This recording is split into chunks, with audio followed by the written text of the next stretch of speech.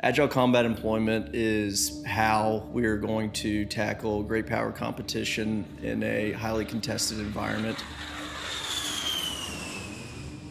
So last week, the 23rd Wing executed a wing level exercise to practice our agile combat employment tactics, techniques, and procedures, as well as implementing air combat commands lead wing concept of operations to really set the expectation for what capabilities this wing needs to provide to the combatant commanders in the high-end fight.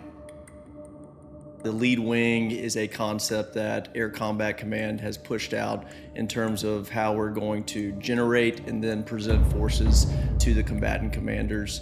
And the capability that lead wing has to provide is a organic command and control function, mission generation function, and a air-based squadron or boss-eye function. And that will deploy as an organic unit.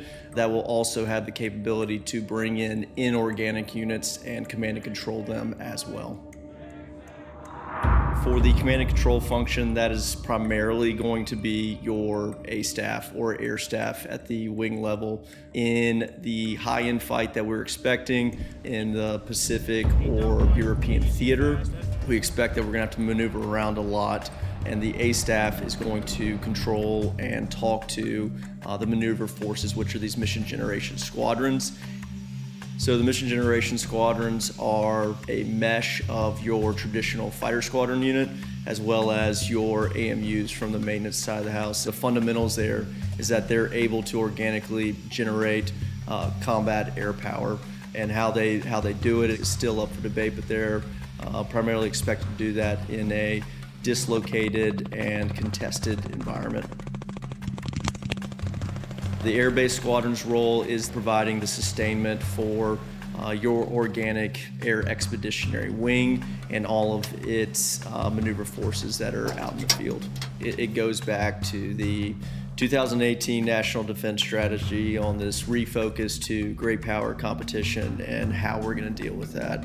And several documents came out in regards to how we would execute agile combat employment, and it was identified that multi-capable airmen are a quote key enabler of this concept. So in order to be agile, we have to be light and lean and cross-functional and multi-capable. And that's what all lead wings, and I'd even say MAGCOMs, are experimenting with right now. I would say that it was a success. Again, going back to what we really wanted from this, which was a start of a cultural change that needs to occur, as well as set baseline expectations.